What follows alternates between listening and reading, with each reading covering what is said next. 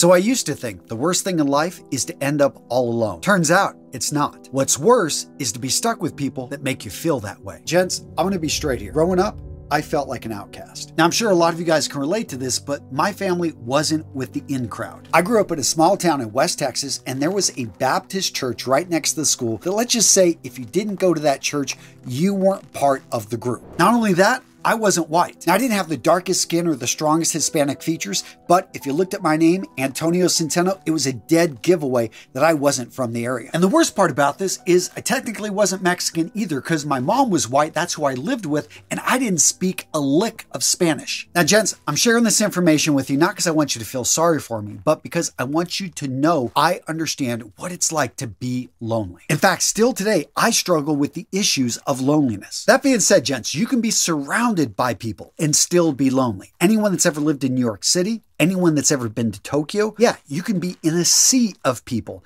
and feel that you are all alone. And that takes us to the first step to dealing with loneliness, becoming comfortable with yourself. Now, I have to admit that I came to this realization by accident. See, I lived out in the middle of nowhere. There really weren't any other kids around us, so I had to entertain myself. I did that through two means. First up, I loved action figures and G.I. Joe, Transformers. I had quite a few of them, He-Man, even before that. But I would set these guys up and I would have intricate battles up to a point, I was probably like 13 or 14, well beyond when I know a lot of my other friends at school who had other kids to play with had given up on those type of toys. But in secret, I was setting up these bases and these forts. I actually really enjoyed my Saturday mornings just setting up these amazing bases and having these make-believe battles in my head. And I'd have to say that coping mechanism of using my imagination and, in a sense, creating my own entertainment, that right there helped me deal with the loneliness, because I realized, you know what?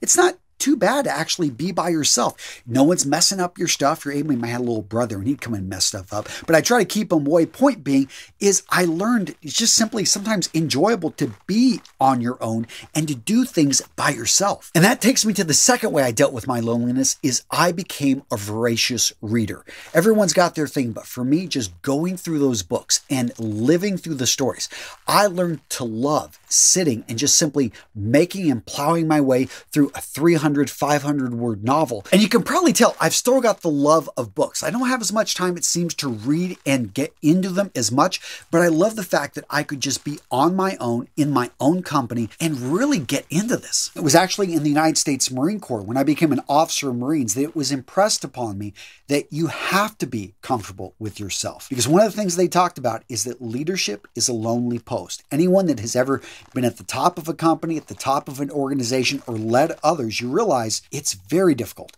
And the hardest part is you oftentimes don't have anyone else you can confide into. That being said, there are certain mechanisms built into the military historically to help deal with this. One of them on Navy ships, which I'll talk about a little bit later in today's video. But next up, I want to talk about today's sponsor. Gents, I want to stress you are never alone. There are people out there that care about you. And if you need professional assistance, you need to talk to a therapist, you need to check out BetterHelp. Now, gents, I signed up for BetterHelp. I went through the process. And what I love about it is they've got over 25,000 licensed therapists that basically are right there at your fingertips. Now, the process starts off with them asking you a few questions. They do this because they want to be able to match you with the right therapist. Once you've been matched, you can talk to your therapist however you want. Text, chat, phone, video call. You can message your therapist at any time and set up a session that's convenient for you. And if for some reason there's not a great fit, you can switch therapists at any point for no additional charge. What I love about BetterHelp is you get the same level of quality and professionalism as you would expect going in person to actually see a therapist, but you can do this all from the convenience of your home. Guys, BetterHelp is the world's largest therapy service and it's 100% online. Gents, dealing with loneliness is tough. And again, if you want to talk to somebody, if you need professional help, you need to check out BetterHelp. That's BetterHelp, BetterHelp.com/realmenrealstyle. Use that link to get the best deal on the web. Oftentimes, we're being distracted with our phones, we're being distracted with music because we're not wanting to think about or even, talk to ourselves. Some of us are scared of the voices in our heads and what those voices are saying. Here's the thing though, that voice may be saying a lot of negative stuff, but treat it like you would treat some other crazy person that would be saying this stuff to you. And would you take it, if somebody else said, hey, you should go jump off a cliff, are you going to go jump off a cliff? No, you're going to be like, get the heck out of here. You start with 5 minutes, again, going on maybe a 10-minute walk, just thinking to yourself, and then you start looking forward to. My friends are always surprised when I'm cool with driving down to Florida or driving, across country. Why? Because I love being with myself and having that time alone. Actually, I look forward to it. It's the gift I give myself on my birthday. My wife thinks this is funny, but usually I ask for 2 nights at a hotel, just simply to be with myself, for things to be quiet, get away at the chaos of the home, and just to focus in on what do I want to get out of my life? Where do I want to go? All that being said about being comfortable with yourself, I will say that human beings are social animals. And you do want, if you enjoy being around others, then simply embrace that, especially if you can surround yourself with the right people. Now, I think when we're younger, it's a lot easier because our expectations are pretty low. We're stuck in, a school, prison, whatever you want to call it, with this other group of people. We get to know them. We don't have much in common, but we also don't have much of a history. So we're developing that history as we're going through school. The same thing in college. We all show up there. We don't really have much in common, but oh, you're from Iowa? I have a cousin from Iowa. Let's start talking. All of a sudden, you're young. We all start to gel together. The military, same thing. But something funny happens, especially to guys in our mid-20s. All of a sudden, we're out there working. We have to become a bit more guarded because our friends at work, well, they're not really friends. They're work friends. Yes, some people develop great friendships at work, but for a lot of people, there's a bit of competition. There's a reservedness. All of a sudden, you go at the end of your day your way, I go my way.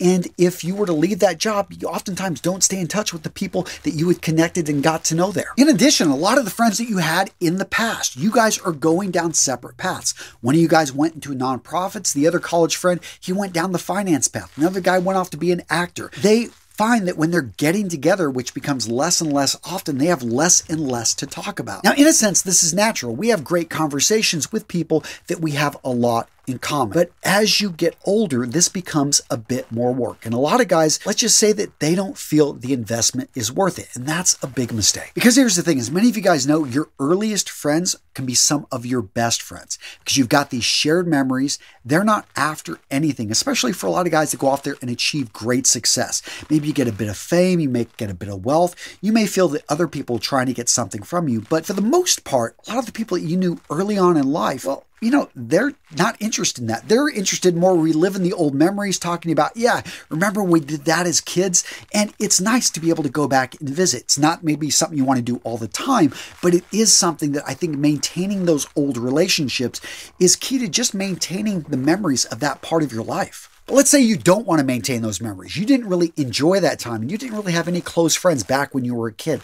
Well, guess what? You can develop them at any point in life. But the key is you've got to make the time for it. And as life goes on, as many of you guys know, we become so busy. You look at our calendars, they're just filled. But how much time is actually set there to build new relationships and to connect with others? Now, some of you guys may be saying, well, I've got a family, I've got a partner, I've got kids. I mean, that's going to satisfy my issue with loneliness, right? Well, to a degree, because I know with my wife, we can talk about the kids and we've got our life, but there are certain things I can't talk to her about. I mean, we talk about a lot of things. Maybe it's better said that I feel more comfortable talking about certain things with other people, especially when it comes to building businesses, when it comes to maybe male health issues. These are things that I want to be able to engage with other guys that are very similar to me. And this takes me to the next point about building new friendships, not relying on your laurels, the fact that, yes, you had a lot of friends in college. Well, things change. People age. I highly recommend that you're out there, and you can do this in so many different ways. I find that going to business conferences, doing business with other people and actually learning more about them. Yes, initially it's not very deep and business is what brings you together. Hey, you start going to the gym with one of the guys that you're talking with. You find you have a lot in common. Your families start getting together. Some of the best friends I have now are started off as business acquaintances, and then they moved on to become true, real friends that I know have my back. Or maybe you're into the outdoors. You like going camping, you like going rafting, canoeing, whatever it may be. Find other people that are like-minded. Going through a rafting experience with somebody else is all of a sudden you're going to be closer to them. You're going to have trusted them. You're on the same boat. You had to, take care of each other. And again, this helps to overcome the issues of loneliness. And if you're in your 40s, you're in your 50s, you're in your 60s, what are you doing to build relationships with younger people? Not just younger women. I know a lot of you guys want to be dating that she's 20 years your junior, but what about guys 20 years your junior that you could be working with, you could be mentoring with, you could be partnering with on a business because you've got a bit more capital, maybe you've got a bit more time. This person has tons of energy. They understand the tech sector better than you do. All of a sudden, you're able to come in and develop a friendship. One thing I read about a guy, he was probably in his 70s or 80s, and he realized that he was just going to all these funerals. All of his friends were dying. And he made a point to actually build friendships with tons of young guys in their 20s and 30s because he wanted to make sure at his funeral, whenever that may happen, which he assumed was going to happen before these guys, that he would actually have people showing up. And the story goes that apparently at his funeral, there were just all of these people there. Loneliness, a lot of us fall into it because we forget to put an emphasis and make it a priority to build and to nurture relationships. If you want to be able to be surrounded by good people, you need to work to develop relationships with good people. And that takes us to the topic of toxic relationships. We all know those people that are leeches, those people that bring in tons of drama. I would say you got to be careful here because those people are actually costing you the time and energy if you want to be out there building new relationships. Now, I'm all about sticking with friends and in a relationship that maybe they're going through a really tough time. But if this is a case or this person has always been like this is in their nature, then you really need to look to move on. I'm not saying to cut that person completely off, but I am saying that that should be an option if this person is doing nothing but bringing you down consistently and there is no relief in sight. Because it's like trying to save someone that wants to drown themselves. They're going to pull you under and both of you guys are going to end up not making it. Now, we talked a lot about building new relationships, but here's the deal, is that you can rekindle old relationships that kind of like seem to have petered out. You haven't talked to your buddy for 10 years. Here's the thing. Just simply reach out. What's the worst that's going to happen? He's not going to respond. Reach out to him multiple times. Just letting him know, hey, it's not an emergency. Nobody died. I just simply wanted to catch up with you. I had two friends, and again, my wife, she's always like, you want to drive like 2 hours to go get, I had to get some point shoes for one of my daughters. She's an amazing ballerina, but I don't mind doing that drive because I'm like, hey, that gives me an hour. Caught up with my buddy Casey. He'd gone through a number of health issues. He'd recently gone from 0 kids to 3 kids. They adopted 2 boys from Haiti, and about the same time his wife ends up being pregnant. All of a sudden, his life is turned upside down, but then he had heart surgery just like in the last year, and I'm catching up with him.